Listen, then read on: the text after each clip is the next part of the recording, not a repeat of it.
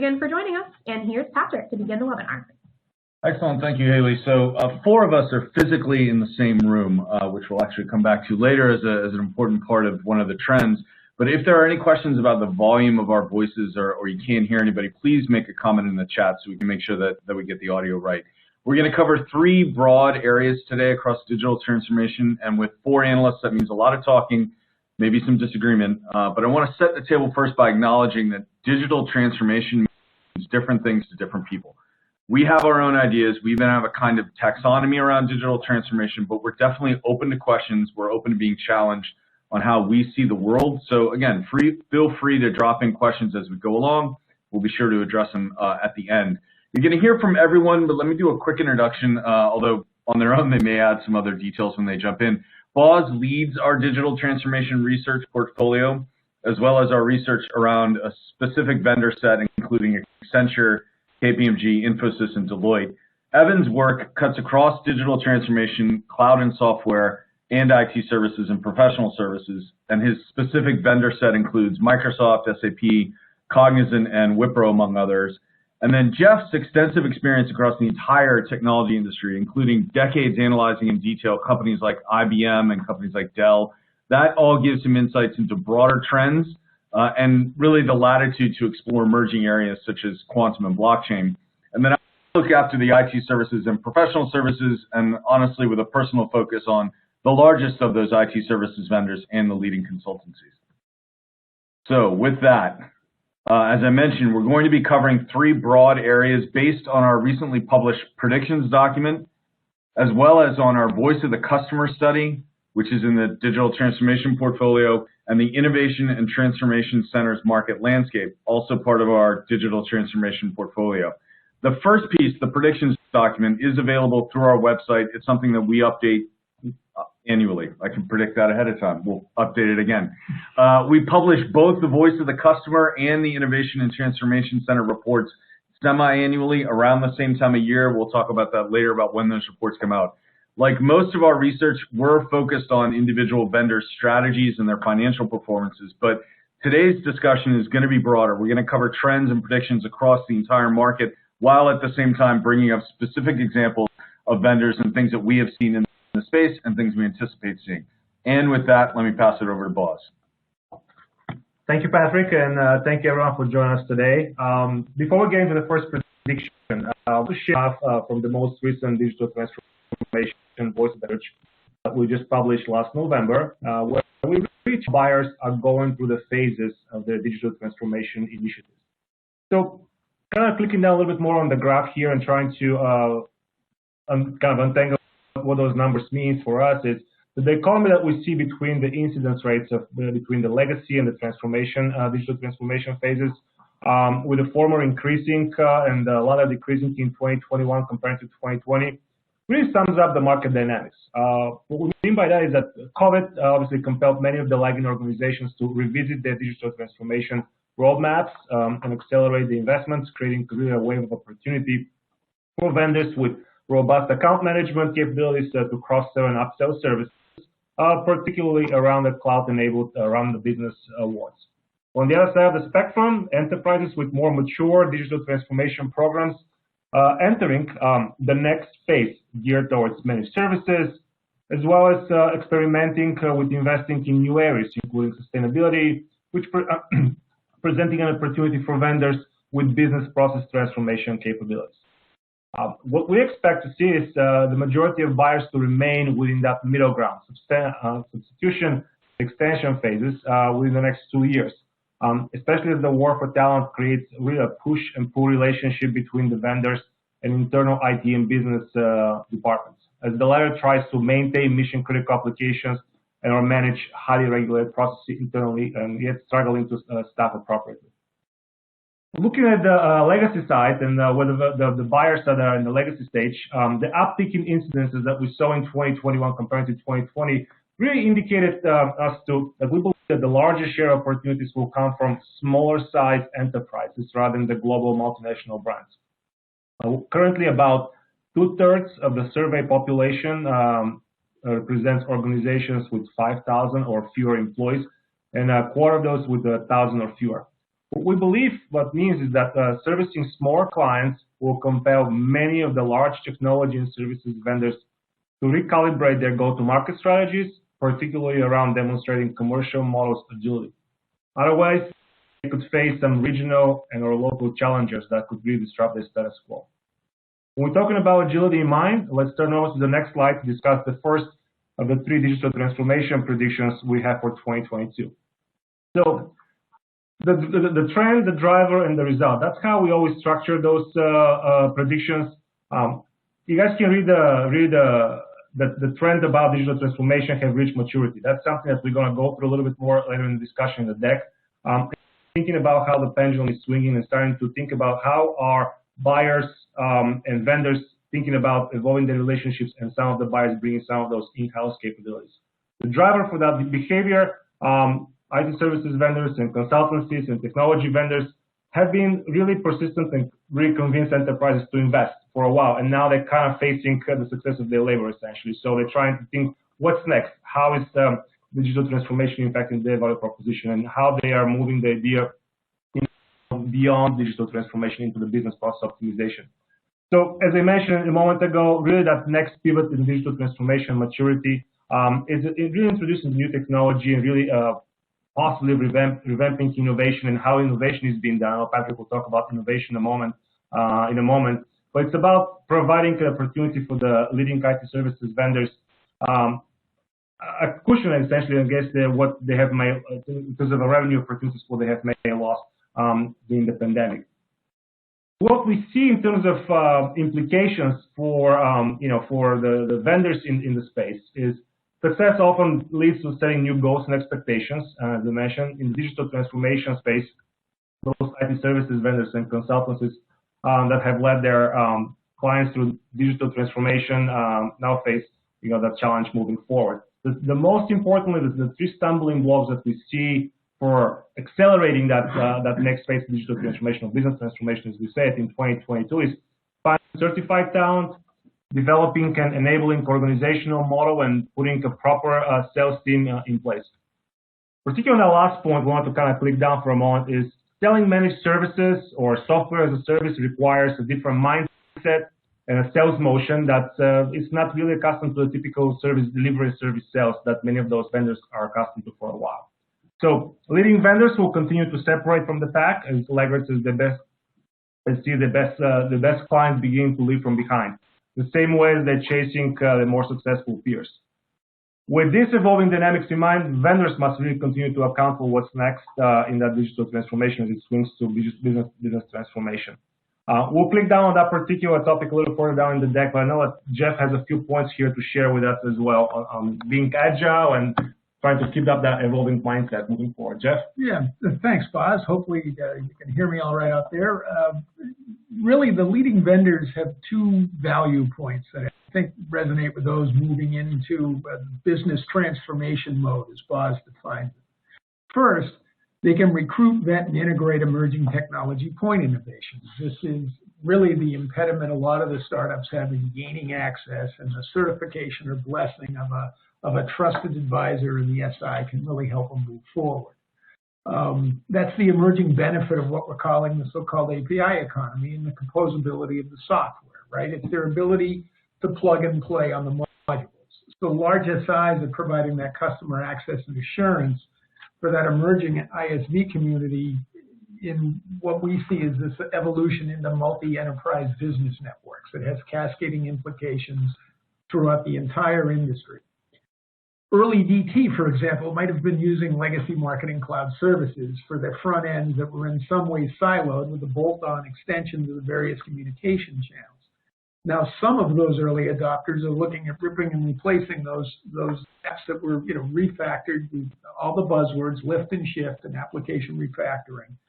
They're now taking a look at pulling them out with composable API applets like from firms such as Braze, where I just recently was reading their S1. Early adopter lessons learned, plus that actual usage history from the legacy apps, results in ability for Braze to go in and do that traditional rip and replace, because the customer knows the volumes of their activity, and the issue becomes, is this better, is this less expensive? So that's the way that's the interesting tech angle, that if they have the value prop and SI certification, they can move forward. Secondly, and the biggest one that drives me nuts on a regular basis, is automating the business rules and the compliant workflows, achieving the proper outcomes. I mean, that is, if you can't get that done, you can't take advantage of it. So in this way, they provide that risk mitigation assurance for the data workflows. Emerging tech firms are primarily going to be providing the plumbing or the piping for the data, for frictionless data. The larger firms, however, are to certify the soundness of the plumbing and its compliance with the regulatory code, while also providing that critical change management to align the people and the processes with regulation. It's no small feat to coalesce increasingly collaborative ways of working into one global standard. Excellent. Thanks, Geoff. And I think I'm just listening to you talk and knowing what's coming up in this deck, I'm kind of encouraged, because I know we're going to talk more about plumbing and more about billboards, which really sort of puts that nail in the coffin of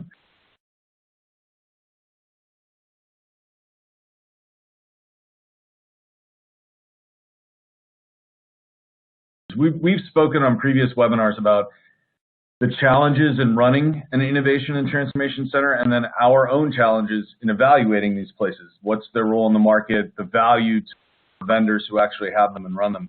And you can see on the right side how we tackle that challenge. Our taxonomy for these centers is all about characteristics.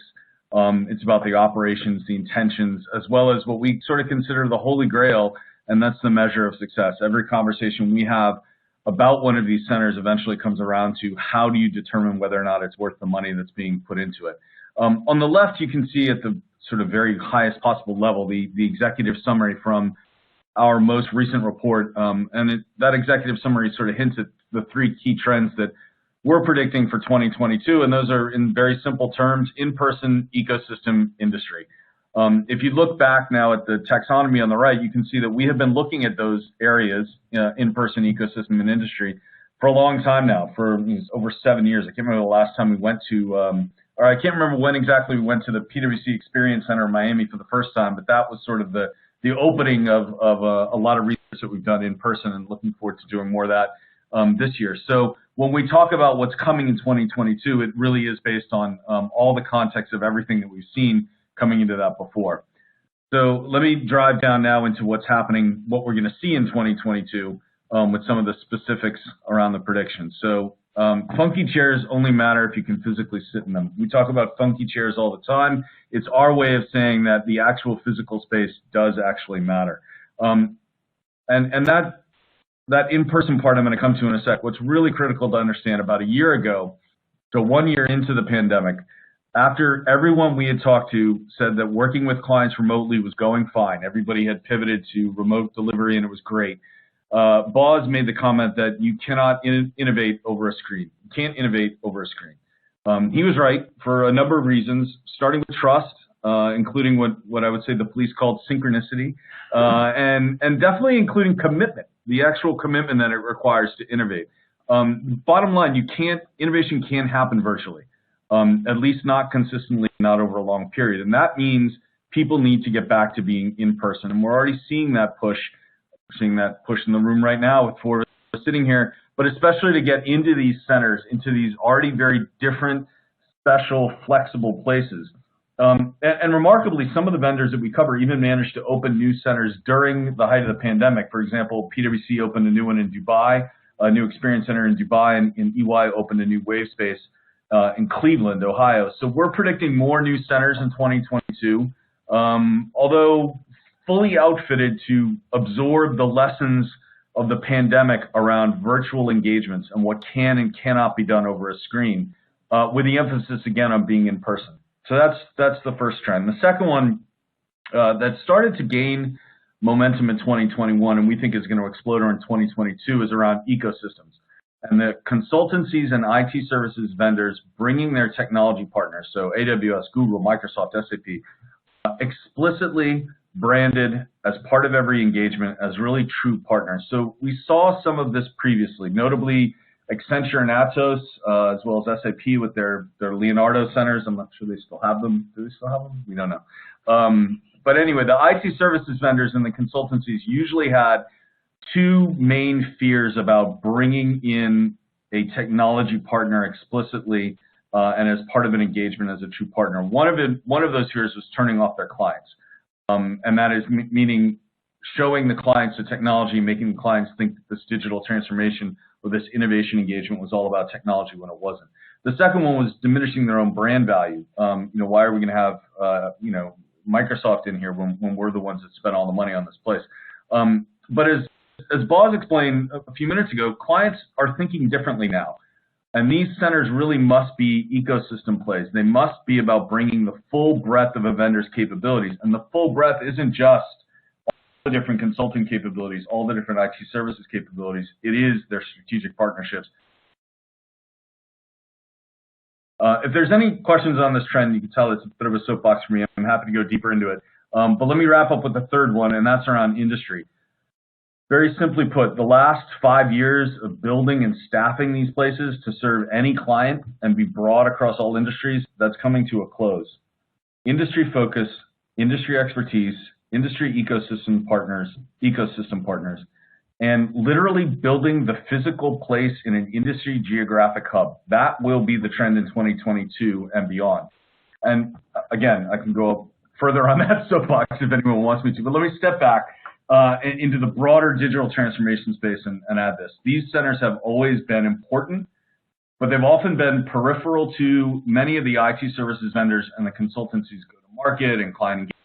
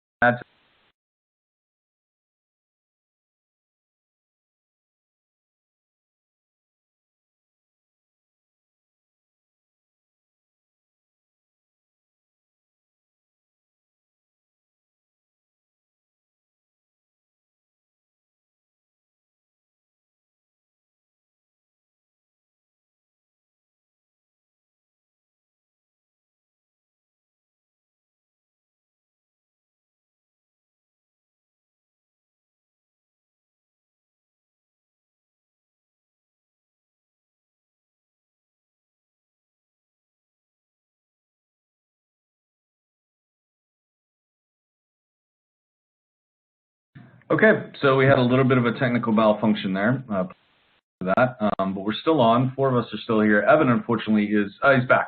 Let's go, Evan. Oh, sorry about that. Evan? What's the webinar without some technical difficulties? Can you all hear me? We can hear you great, Evan.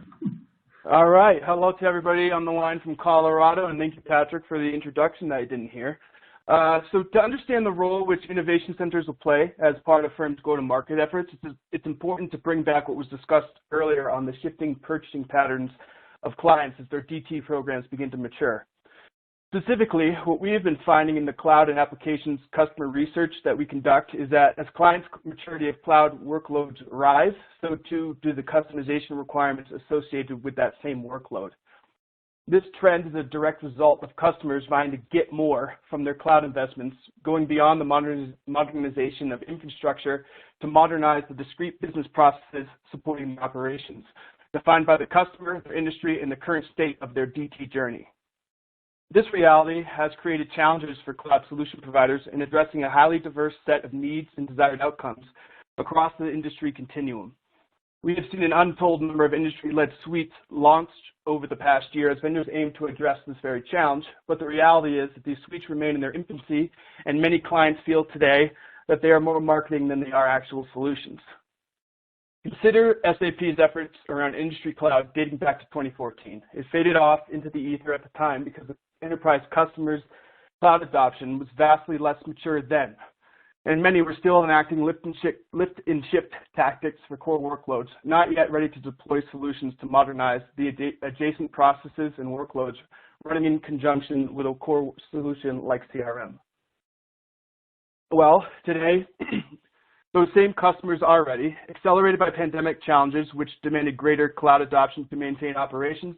These more mature enterprises now have greater trust in public cloud's security, uptime, and resiliency, and are aiming to gain the benefits of it across more nuanced facets of their business.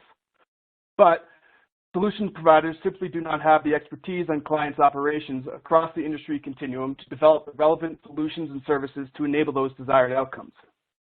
Enabling those outcomes will demand greater involvement by solution providers with their partner ecosystems. This tracks, again, to what was discussed earlier around composable outcomes and the essential role which API-led innovation models play in supporting those desires. The benefits of this approach, viewed through the lens of a cloud solutions provider, is twofold.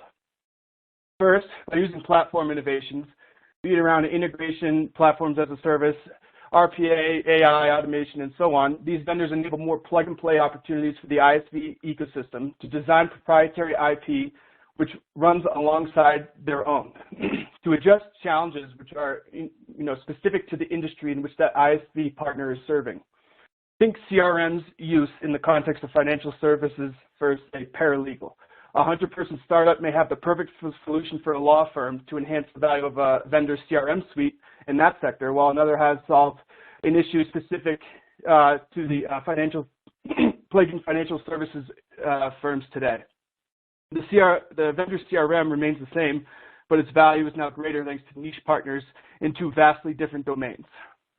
Second, and perhaps most critically, this approach increases the stickiness of cloud providers' core IP in the enterprise, as they are now addressing a greater facet of client needs with their core workloads serving as the foundation or hub at the center of this multi-partner ecosystem.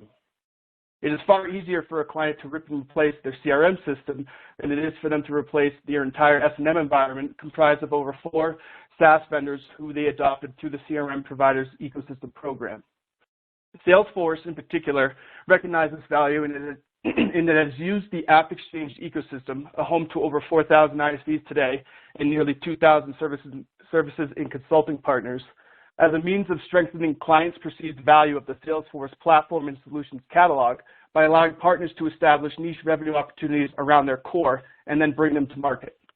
A simple percent net revenue model encourages partners to grow their business with Salesforce, granting ISV partners access to the entire Salesforce install base to do their own articulation of value to clients to drive their own business. For larger partners, they can also pursue net new accounts outside the Salesforce install base, broadening the addressable market of Salesforce with no additional effort. Simple, born in the cloud models such as this will be crucial to enabling the ecosystems of tomorrow. And so, what does all this have to do with innovation centers? More mature enterprises are pursuing far more complex ways of leveraging technology to enable their business. Being able to articulate the business case to a C-suite executive related to a smart manufacturing solution comprised of existing solutions like MES, inventory management, and ERP, and then augmented by emerging capabilities like IoT, AI, automation, and so forth to drive efficiency, demands a firm to understand the inner workings of a client's industry and their business. Understanding their business means gaining their trust, and gaining their trust means gaining their business. No one firm, services, technology, products, or otherwise will be able to do this alone. It will demand greater involvement by participants of all backgrounds during the design, product R&D, services, roadmap advisory, sales implementation, and so on.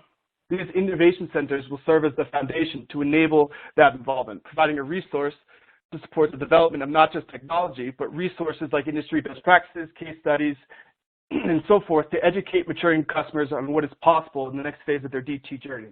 And with that, I'll flip it back to Boz. Actually, it's Patrick. I'm going to jump in real quick and just say I think it's really important to emphasize that as much as Boz talked about the shift from digital transformation to business transformation, and as much as I talk about innovation within one of these centers, we are still talking about technology. We're still in the IT services space. We're still in the technology space. So at the end of the day, a lot of what we're coming back to is enabled by, driven by, motivated by technology. So just had to get that out there as well. All right, Boz, now for the last one. All right, thank you. So Chris, again, setting the stage here for our third and what we believe is the most disruptive prediction, which we see having the long-lasting impact on vendors' evolving value proposition, the change in generational leadership, especially as buyers, especially further along the way of the digital transformation programs pivot towards that business transformation portion that we've been discussing so far. The graph on this slide, again, highlights the importance of managing broad-based organizational relationships. But vendors with established trust among the C-suite executives appear to have a lag against peers who don't. So really, for us, interpreting the survey results was a kind of a two-way kind of a discussion, kind of among ourselves in a way. The uptick in respondents in 2021, indicating that the digital transformation follow a top-down approach as compared to 2020, highlight the evolving market dynamics, essentially. These trends include the increase of enterprises within the legacy stage that are preparing to embark on digital transformations, as well as those on the other side of the spectrum where buyers are seeking to experiment with investing in the new areas. As I mentioned earlier, areas like sustainability and emerging technologies like blockchain and edge and so forth. These two sets of buyers typically require more strategic oversight, essentially. Additionally, the increase in technology-driven transformation support that trend as executives continue to seek verification and or a confirmation from IT buyers when they're embarking on new programs to avoid any kind of business disruption. The declining responses, on the flip side, the declining responses for grassroots transformation in 2021 compared to 2020 realized with a drop in improving employee experience in the digital transformation initiative, which we saw in 2021. That was still part of the same survey, which suggested to us that buyers are largely focused on maximizing productivity while closing any pandemic-related business gaps. In the long run, though, sidelining employees can backfire and lead to executive departures. While staff at the bottom of the pyramid typically can be filled in more quickly, executive departures often lead to client attrition. So vendors need to manage their relationships and follow executives as they leave and or rely on the immersive technology partners, which is a new trend that we're starting to see in 2022 already, and well, late now in 2022, to continue recommending them when an executive joins a new company. Departures can also present opportunities for competitors and openings for competitors. So a lot to chew on here as we think about how those evolving relationships are changing and new generation leaderships are stepping in.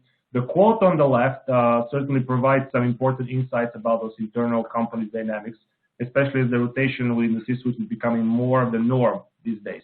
I'll turn it over to Geoff because I'm sure he has a couple to share as well. Geoff? Sure, thanks. And first thing I wanted to do was Patrick's interjection. I find it interesting where, coming from advisory and professional services, he's emphasizing that it's still about tech. And I'm the guy that used to crawl under raised floors on weekends to help wire things to get my green bar reports out of the IT department back in the 80s. And I think it matters less and less what the tech is.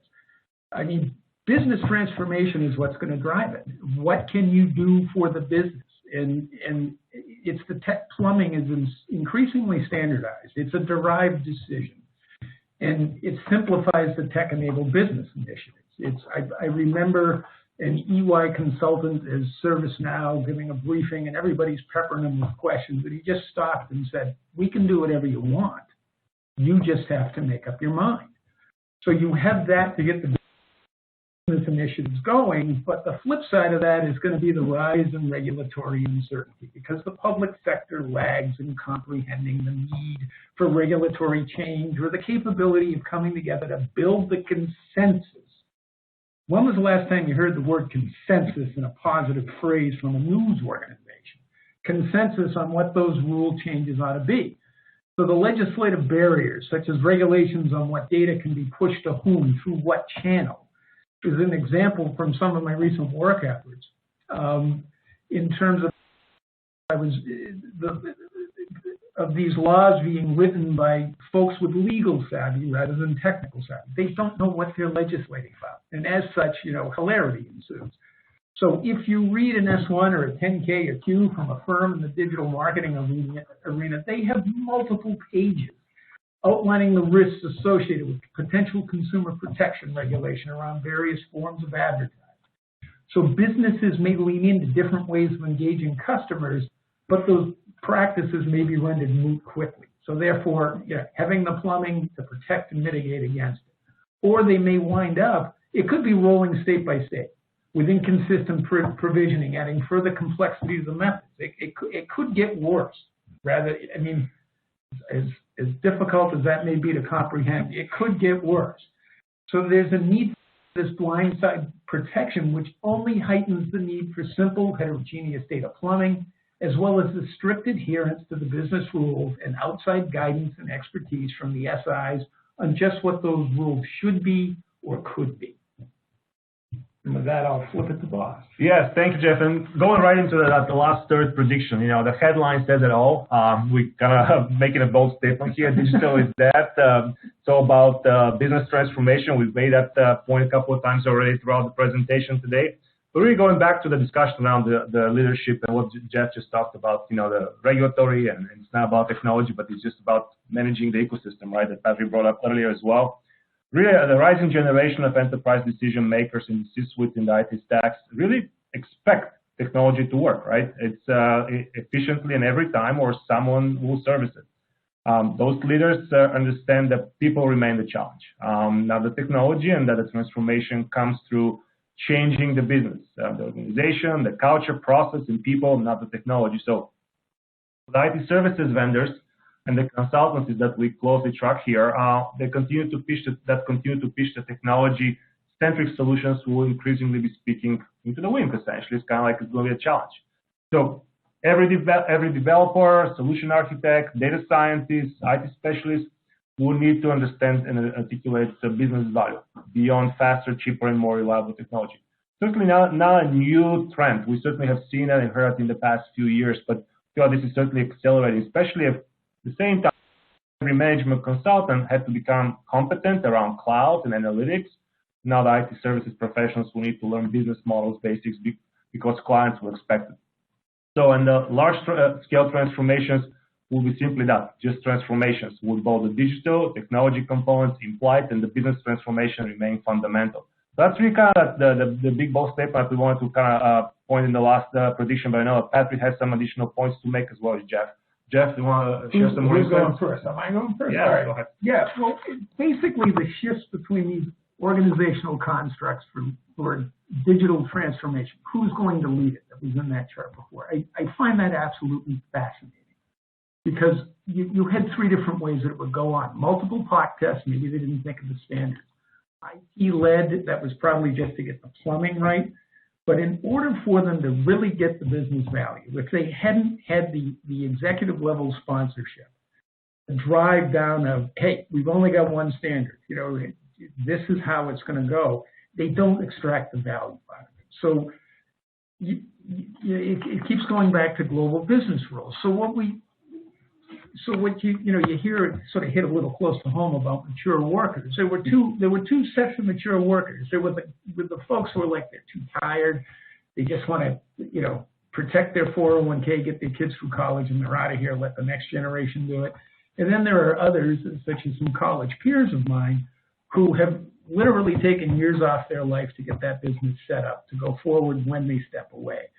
And it certainly, you need the tech, but the notion that DT evolves into business transformation, it's truly the business transformation, that cannot be emphasized enough. Executive sponsorship is the only way to assure the business processes are both well thought out and complied with. And with that, I'll flip it to Pat. Yeah, I have to add, so pre-pandemic, we were seeing lots of trends around leadership changes, generational shifts, IT people being forced to understand the business side of the house better, and the business leaders getting deeper in technology. And I think what we don't know right now, February 3rd, 2022, is what impact COVID will have had on those trends. In particular, what I mean there is what lessons leaders learned from the pandemic and how they're going to apply those lessons. So in the very early days, so March, April, May, June 2020, everyone we spoke to, every leader we spoke to emphasized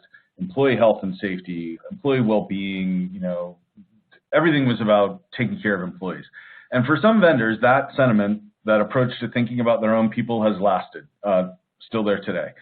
But for some, pretty notably, productivity and then productivity and then productivity, came roaring back before the end of 2020 and definitely in full roar in 2021. So the question then is, will leaders in 2022, facing challenges around attrition, appreciating the possibilities of emerging technologies, knowing how little they now know about risks, knowing that their own business is maybe more at risk than they realized until, March of 2020. How are those leaders going to adjust, and what lessons will they have learned? And we don't know. We just don't know. Known unknowns, as someone once famously phrased it, which is not comforting but honest, which is a very good description for Geoff. Not comforting but honest. So with that, I will give it back to him for a wrap-up to all this before we take questions. So, Geoff. Yeah, I resemble that remark. The slide, as you see it, when we were discussing to get ready for this, I gave the example as I was talking about Braze and digital marketing services and the dog-eat-the-homework volume of risks that they had in their S1. And it reminded me back when I was in college in Maine, a friend of mine's father took early retirement because they banned billboards, and he was the head of the billboard advertising. So this is the Mad Men era example, and it probably took months to have that sort of trigger or shift.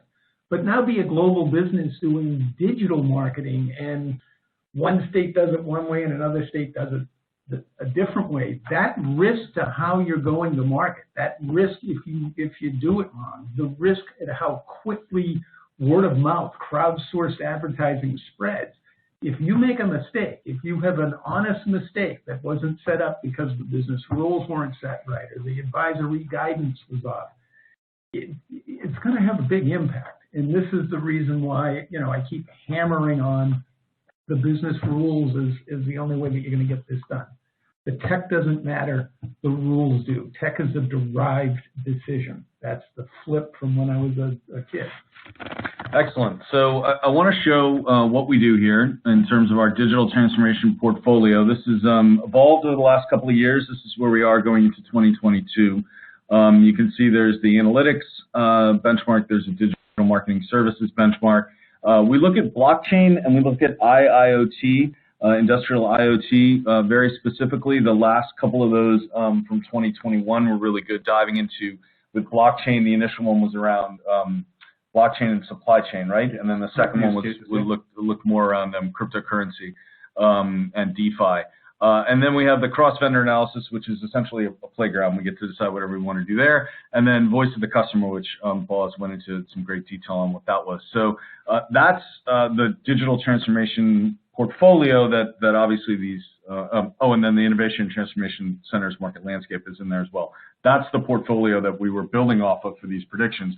And we have some questions in, and one of them is absolutely fantastic. I'm not going to say who it's from, although he's challenged us in the past repeatedly, and we have a lot of respect for this guy. But it's not a question, it's a statement, and it's a good challenge for us, and we'll kind of bounce it around. And he said, surely it's about more than what I can do for the business, and rather it's about what you can do for my specific function or role. Nobody says, I work for the business. They say, I work in sales, HR, finance, marketing, etc. That's an enormously thoughtful way to look at it, that at the end of the day, it's not the business, it's the individual role that you have to challenge. So Boz nodded and Geoff shook his head. So let's start with Boz's nod first, and then we'll go to Geoff's head shake. Well, you just specified the direction of my nod, so you may be surprised. Well, go ahead, Boz. What do you think? I don't disagree how people define themselves or how they put a label to their own everyday work. But I think it goes back to what we talked a moment ago about vendors remaining relevant. They need to remain relevant not just with their clients, but their own internal organizations, and how they need to evolve in their own thinking. And it's easier than done. I completely understand that. It's not just a yes, but it's a function of understanding your employees, understanding and answering to your organization of why your organization, not teaching the organization what you do, but really why you do it. I think it's a different way of thinking about who's on board and how employees are being managed. So we're a long way to go. We get it. It's not overnight change. It's not an overnight shift, but it's something that we are seeing starting to have a little more impact, especially as we're starting to see those community-focused sales that we may start experiencing in the near future. And the digital world, going back to digital, may enable us to test some of those community-based sales, or starting to hearing about direct to avatar rather than direct to consumer, and trying to build the metaverse, talk about.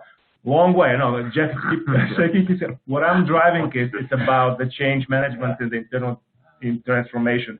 So we need to kind of develop some test beds for those new models. That's my point. No disrespect meant, that's always a tee up that I'm going to be honest but not comforting. Exactly, not comforting but honest. That mentality is what has to be eradicated from business if it's going to go forward. That mentality is what holds companies back. It's probably one of the biggest albatrosses around IBM's neck at this point in time, quite frankly. And what this is it is collaborative. The best statement I heard was from an EY partner at an event. I'm dying to get out. I live at home. My cat isn't talking to me anymore. I want to go out. But what this gentleman said is if you're not at the point of creation or at the point of consumption, the job largely is going to go away. And we have those proof points. I had a proof point in the public sector talking about blockchain, where a vendor was there extolling the virtues of blockchain. One of the department heads raised their hand and said, well, if this comes through, what will my department do? So they were thinking of it in that silo, and that department head was invited back to the next meeting.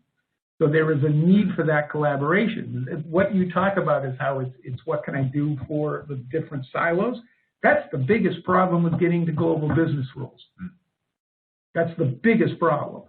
So it is a prevailing sentiment, typically among lagging vendors out in the industry, and those are the ones that are going to get axe handled as digital transformation catches forward, because they're going to be slow to take advantage of. So plumbing, axe handles, and billboards. And now we'll turn to our IIoT guy, our industrial IoT guy, to weigh in. Evan, you got a thought on this discussion? Yeah, I mean, I kind of would agree with the comment that it really is more about the function. So not to undercut the prior statements that were just made, but if you think about the points around point of consumption, point of creation, if you go down into the actual functions of a business, that, I mean, in the context of what they're doing, they're creating and they're, consuming services at their lowest level of the organization, and they understand what data they might want to have access to improve what they're doing. Maybe if I see X in my, sales offering, I can make more informed decisions and sell better for my company. So the innovation efforts, if you can enable that self-service at the lowest levels of the organization, you're going to accelerate the innovation of the entire organization. So how do you do that? Well, we've already seen all the low-code, no-code development toolkits going into the market to try to reduce that IT bottleneck, so that when X division asks for one easy reporting tool to be improved on their end, they don't have to go to IT, they can just do it themselves. So I think it's a mix of both, but it all culminates to the totality of the business. That's a good consulting answer, Evan, to say it's a mix of both. I'll take it even one step further and say it goes back to what I said at the very beginning on the second slide of this. Everyone defines digital transformation differently. I think one of the things that we try to do, and I've made a note to myself here that if we need to, we can explain it. What is substitution? What is extension? What is transformation? I think a lot of what the conversation that we just had comes from us thinking about different parts of that particular spectrum and having a different idea of what digital transformation is in our heads. But we can continue arguing that offline. Everyone's not listening in, because we definitely disagree around this table and around this table in Colorado. Another question that came in your analysis: what role is sustainability and decarbonization playing in digital transformation? So this time I'll go first, because we are this year rolling out a decarbonization market landscape. We're looking at the vendors that we already look at. So the easiest way to think of it from my practice is on the spectrum from a McKinsey at one end to a Wipro on the other end. So everything from the highest end strategy consulting all the way through IT implementation and managed services and outsourcing at the other end. So we're looking at all of those vendors, and we're looking at them on two tracks. The first track is, what are they promising they're going to do? What are they putting out there publicly? And to some degree, that's not only what are they promising, what are they actually doing? Like, what are the changes that they are implementing now to decarbonize? So that's track one. Track two is, what services are they offering to their clients? And we're going to go about that in a few different ways. We are not going to look at sustainability because that's too broad, and it's like digital transformation. Everybody has their own definition. And we're definitely not going to look at ESG. That's ridiculous. It's the ocean. Instead, we're going to look really specifically at decarbonization because we think that's one that's actually far more measurable, and we'll be able to look at the different services that are being offered, the different capabilities, the different things that the vendors that we cover, what they're presenting, what they're helping their clients do. And we're also going to try and look at it from the view of the clients as well. What are the things that they believe are the low-hanging fruit that they can do around decarbonization?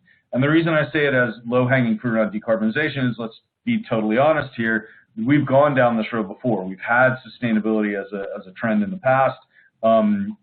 We all saw, the greenwashing that happened in the past. We all saw the impact of the pandemic when everybody stopped driving their cars for a while, and suddenly, the smog lifted off of a few cities around the world. That's all lovely. It's back. So you have to think, how long is this going to last? And that's part of why we're taking this on two tracks, because we do want to sort of match up those two tracks and say, are there vendors who are both walking the walk and talking the talk and delivering to their clients? Are there vendors who are putting out a great big story in public relations, but they're not actually putting any investments behind helping their clients do that? And we think that's going to be the sort of the bridge between those two tracks I was talking about. And gentlemen, anything else to add on that? Yeah, one more thing to add. So as part of the Voice of the Customer research that we published before the end of the year, last year, we also did a module on sustainability. So we wanted to gauge the enterprise buyer's readiness around sustainability. So there were some interesting insights. Many of those probably are not surprising, and some of those resonate with what Patrick just described about, how much is really, marketing hype versus the reality in terms of investments and priority. Do buyers really care about the environment, or they're trying to do a save, cost? So we're going to publish kind of the preview of what's coming up in those market landscape that Patrick just mentioned in our cross-vendor report for digital transformation in March. We'll be publishing sustainability is the focus of that particular report. So we're going to tee up some of the initial preliminary insights that we found from the buyer side and take again some of the initial investments that we have heard from the vendors that we can track broadly. So stay tuned for that towards the end of March. Yeah, and if you have use cases that you think are special in any way that you want to share with us, we're certainly open to it. I mean, part of my interest in this stems from a use case that came out of KPMG's blockchain practice, specific to New York City and real estate, that really got me from, it changed my thinking from to, okay, this decarbonization thing, this actually has some legs, and there's actually some serious money to be made here for the vendors that we cover. Before I let Geoff weigh in on this, we're going to let Evan go first so that you can slap him upside the head if he doesn't get it right by your mouth. Evan, go right ahead. Yeah, I just got a small thing on, I think sustainability will be it's obviously going to be a component of DT going forward, but where the demand will be and what will actually be adopted is it's not where the vendor marketing campaigns have been, leading the industry to think it will be. I think all the hyperscales, for instance, they have the, management pane so you can source your compute and so forth from the, more sustainable data centers to reduce your own emissions associated with what you're consuming. But, the marketing campaigns we're seeing more so these days is about supply chain transparency and sourcing your products more sustainably and, reducing costs and then using that information to assign internal taxes to suppliers in the procurement process, which creates a lot of risk around, is this data real, or, is the information I'm using to make big decisions like who I'm going to source my materials from, is it legit, or is this, something that's just I'm going to run into more issues with once I start to deploy it? But in terms of that compute, sourcing from more sustainable centers, there's an opportunity for the, implementation partners to now lead with that in their value prop messaging to a client where they can say, hey, we can reduce your costs or your emissions associated with what you're running your IT environments, but we can go through Microsoft, who has a sustainable data center, 10 miles away, or AWS, who has one 5 miles away. So I think that's really where the near-term uplift will be, but a lot of the future programs, as I like to say, a rising tide lifts all ships, and if you can't modernize the back office, let alone, your entire supply chain and all your partners on the same platform, how are you going to enable the transparency of who you're, procuring from? Okay, you brought up a couple things I'm going to touch on, but I'll let Geoff go first, and then we'll wrap. Geoff? It's going to come down to another need for a translation layer. You have the need for the translation layer to SEC reporting. And now you're going to need a translation layer for whatever is the ESG sustainability reporting. It's coming. I remember it was bandied about a decade ago. Some of these things, what I can remember is standing in a lunch line at a PwC conference in Boston when Mark Zuckerberg was testifying before the Senate, and the people that were waiting in line laughing at the idiocy of the questions he was being asked. How do you generate your revenue, sir? And supposedly he blankly looked at him and went, ads. So the fear, and we've heard it, I think it was a KPMG example, it was one of the examples where for certain fourth-party suppliers, you're going to hold accountable the tier one person. Now, you're going to hammer a lot of small businesses. I mean, it's going to be if the idealists get involved in this thing and try to extract these deep mandates, the cost of compliance is going to clobber people. So it has to happen. It does need to be done, but it needs to be done sort of measured and prudently. And the ones that will clean up will be either the boutiques that work around this, or the tax and audit folks who can understand it or can acquire the boutique that has the logical skills. And again, it's going to come down to a translation layer in order for it to be able to be done. Yeah, and if that's perfect, Geoff, because if you want to read more specifically about supply chain and about procurement, two things that both Woollacott's just touched on, and I think are exactly where this is all headed. We did two special reports recently. I think they both published in December or maybe in January. One was around PwC and procurement on demand, I think something like that. And the other one was EY and supply chain. Obviously, I'm 100% biased, and I think those are brilliant reports. But I would really appreciate any kind of feedback, in particular, because I think we're going to need to come back to these things again and again. I personally never would have imagined I would care about procurement, and it makes me crazy to think I'm going to want to go back and talk about procurement again. But actually, I think it is one of the really key driving things. What Geoff just said about that, that shared translation layer, the shared data layer, and the shared responsibility around getting this stuff right. So, any last closing comments, Evan? Since you're in Colorado, I'll let you go first. With any closing thoughts on digital transformation for 2022? I know I cut you off guard there, Evan. You did catch me off guard. I guess closing comments would be I mean, for me, it's just going to be about where is the traction for DT going to be? And like we spend all this time talking about industry suites, and are those actually going to start to gain traction in the marketplace? Because if they are going to gain traction, it means that the ecosystems are going to start to gravitate towards them, and they're going to start to enable the value that they're promising their clients. Or are we going to see another fizzle out, so to speak, on this hype and to be replaced by something else? So I guess that's really where I'll be trying to understand is where is the real value going to be in 2022? Excellent. All right, Geoff. It isn't a prediction, it's just a belief in a commitment or an idea that I felt important for a long time, which is multi-enterprise business networks, the commercial models for those, for many-to-one selling. You have one-to-many marketing, you need many-to-one selling motions. And until that gets solved and the margin stacking of who gets what share of the dollar that goes to the end customer, we're going to be struggling with that. And those who can figure out a way to simplify those programs will be able to attract the emerging tech vendors to be able to start stitching together these things. Because business has figured it out. COVID, what we were saying early in COVID, that the trends that we had seen that didn't take a rocket scientist to figure out, we're just going to accelerate. Mm-hmm. Lo and behold, here we are all talking about the acceleration of cloud and all these things. And now it is getting down to maximizing the business value, not the tech spend. I think we could do an entire webinar on multi-enterprise business networks and the implications from that, and the many-to-one selling and what it means to change to that kind of sales motion, what it means across the entire industry that we cover, and in particular a lot of the vendors. Boz?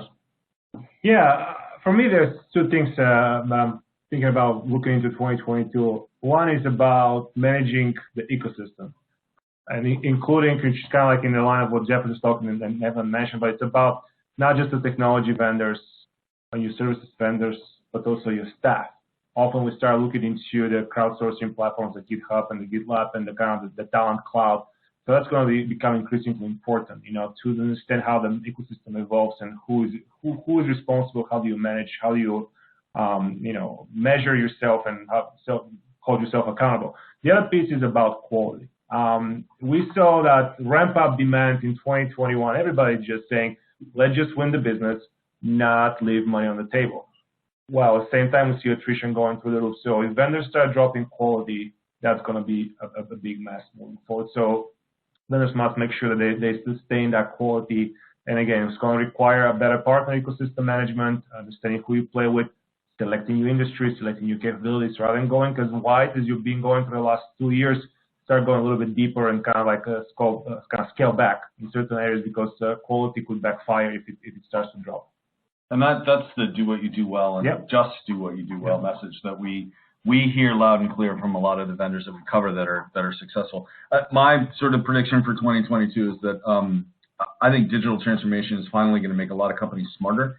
We're not going to have to give that advice about do what you do well. I think they'll understand that better, and I think a lot of companies are going to be able to use the changes in their own business model to help change their clients faster and with more of the ripple effect. I think instead of it just being an engagement where you help a client transform, it's going to be we transform, we're helping you transform, the whole ecosystem is transforming. So I think there's going to be, this is the multi-enterprise business network. I think one of the impacts of that, or one of the effects of a broadening of the multi-enterprise business network, is that businesses themselves are going to become much faster, much smarter, much quicker. All the stuff we've always talked about.